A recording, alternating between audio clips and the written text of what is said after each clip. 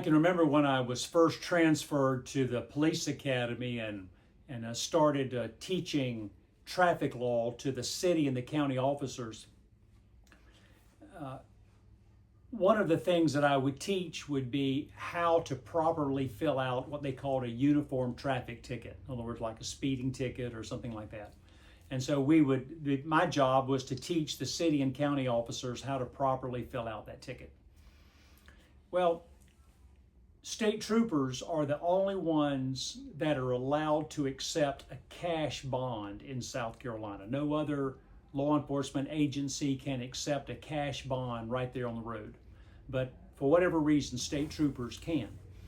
And so on the uniform traffic ticket, which is the same ticket used by state troopers and city and county officers, it's the same ticket. There's a place on there that says bail deposited. And so that is the place where if someone were to pay cash to the state trooper for their ticket, he would write in the amount of money that they gave him on that ticket. It would go through on the original copy and on through that onto the officer's copy. So you tear off the original, you give it to the person you just wrote the ticket to, and they have a receipt for the money that they gave you. And of course it goes through on the officer's copy, and so he's accountable to make sure that money gets to the magistrate. So anyway, I'm teaching the class, and I had been told by city and county officers that they had been instructed to leave that blank. Don't put anything in that box. And so I was telling them, I said, that could really pose you a problem later. I said, because if you leave that box blank, the person could take the original copy that they have, and they could write $100 in that box. And then they could go to the magistrate and say, here's the receipt that the officer gave me. Here's the original ticket. And he put $100 in there. And so I've already paid my fine. The officer would come in with his copy and it would be blank. And they said, well, I don't know. He must have put a piece of cardboard or something on there because he put 100 on my ticket. And so, that would really put the officer in a bind. People would be questioning his integrity. And so I told them, I said, my advice to you is to write in the word none. And then I said, how much trouble can you get into with a none? Well, the whole class just broke into laughter. I didn't know what they were laughing at. And then it dawned on me. I meant N-O-N-E, and they interpreted N-U-N. And they laughed and laughed. And then I just started laughing and tried to pretend like, yeah, that's exactly what I meant to say. But our words sometimes can get us in trouble and maybe even mean more than what they think they do. Well, my name is Richard Coleman, and I'm the pastor at Shepherd Church of the Nazarene in Lexington, South Carolina, and it's great to spend just a few moments with you today. We've been looking at James, and James is talking to the Christians, the new Christians, the ones that believe in Jesus and realize that Jesus is the Messiah. They ask for forgiveness of sins based on Jesus and his sacrifice. James starts out in chapter 3, and he says, not everyone ought to be a teacher. Said because a teacher and the words that a teacher says, that person will be judged more strictly.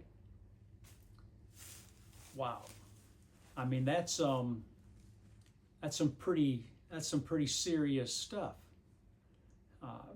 And so what we say, and you don't necessarily have to be a teacher, what we say to others, especially people that are not Christians, it's important.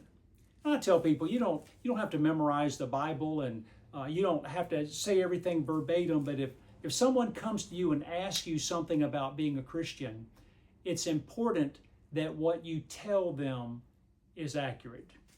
If I started telling you some of the questions that people came and asked me, it would blow your mind about the different types of sin that they are committing, and they're asking me to justify what they're doing and tell them that they're going to go to heaven even though they keep committing these sins. And I try to tell them, I said, I can't do that.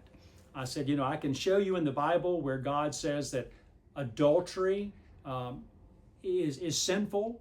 And, if you're committing adultery and you're not willing to change that, from what I read, you'll never get into heaven unless you're willing to stop that and then ask God to forgive you your sins. So I have a lot of people come and ask me lots of questions like that.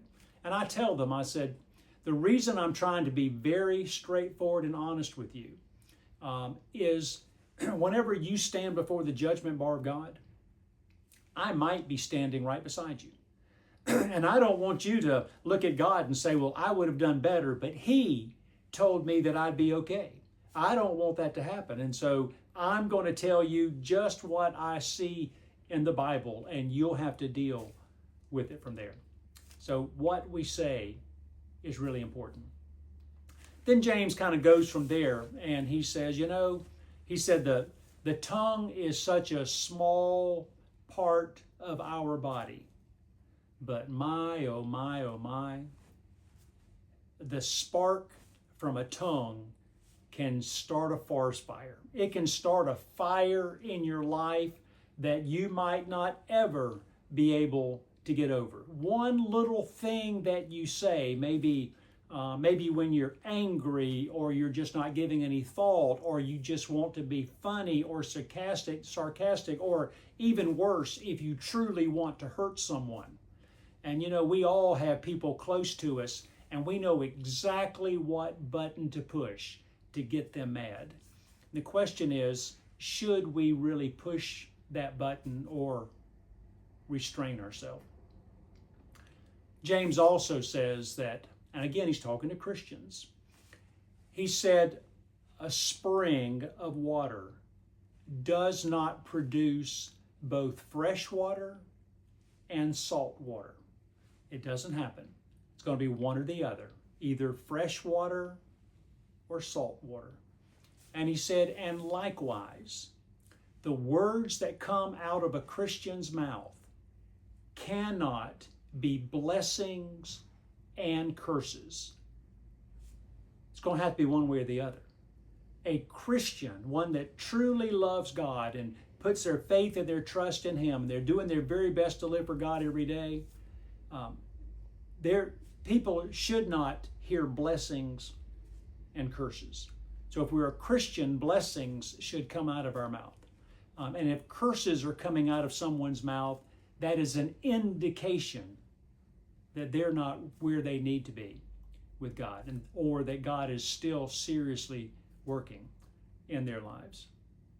The tongue can be a flame of fire that will set your whole world on fire. And James says, be careful. What's that little kid song? Oh, be careful, little mouth, what you say. And there's just a lot of truth in that. Well, may the Lord bless you and keep you. May His face shine upon you. May you truly carefully watch your words as we go out through this week. Thanks for taking the time and viewing today.